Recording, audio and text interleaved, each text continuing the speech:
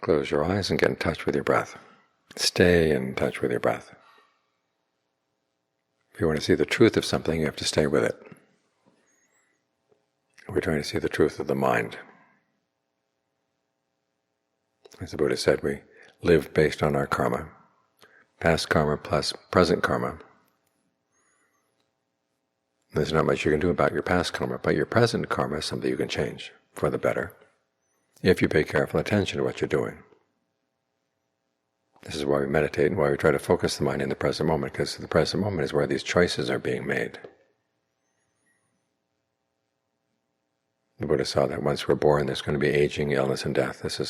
These are things you can't escape.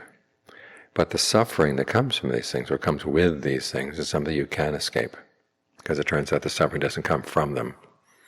We add it. So we're going to see how we're adding suffering to our lives, where we don't have to. So we pay attention right here, continually right here. Because you do want to see the connection between what you're doing and the pleasure and pains, or neutral feelings that you get as a result. So you've got to watch. And you have to watch patiently. These things may not come right away. But you watch. And you try to make yourself comfortable right here. This is why when we focus on the breath, we say don't just watch the breath coming in, going out. We say try to make it comfortable. What kind of breathing would feel really good right now? Take a couple of good, long, deep in and out breaths. And notice where you feel the breathing process in the body. Then you can ask yourself, could it feel better?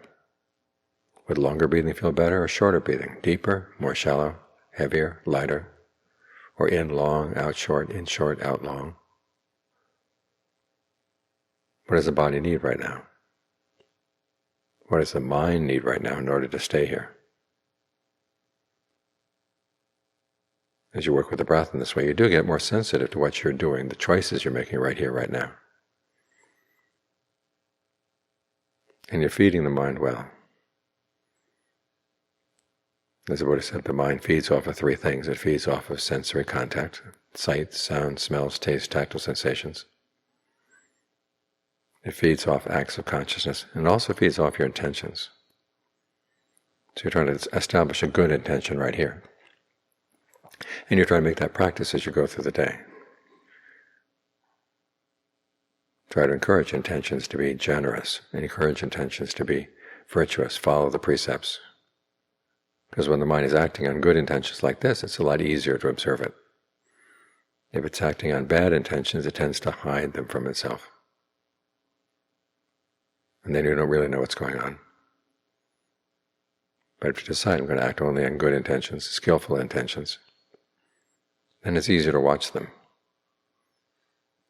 And when the time comes to sit down and meditate, okay, you've developed that habit, watching your intentions, and doing your best to make sure they're good.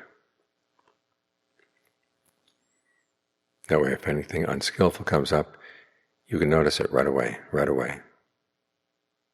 Because you're right here, and you're firmly established, or at least you're trying to stay firmly established in one good intention. The intention to be with the breath. To make the breath your anchor here in the present moment. So stay here continually and you'll see what's going on. It's like watching a TV show. If you walk into the room and then walk out, and then 5 minutes later you walk in again, walk out again. You don't really know what happened during those 5 minutes. You may have some ideas, you may make up some storyline to make sense of what's happening now. But how do you know what really happened? The only way is to stay there. Watch continually. And even when you watch continually, you may notice if you ever watched a rerun of a movie or a rerun of a TV show, especially a really good one, there are things you missed the first time around. Maybe you look at it a third time and a fourth time, and you still find things that you missed. This is why when we meditate, we keep coming back to the breath, back to the breath. Because there are things going on here in the present moment, that you're not seeing. But if you keep coming back, you're bound to see them. And this is how you come to an understanding of what's going on in the mind. When you understand how the mind is creating suffering, then you can stop. So that's the essence of the Buddha's message. That's the essence of the skill that he taught. Here's just a few days after Wesak. We're still thinking about his awakening.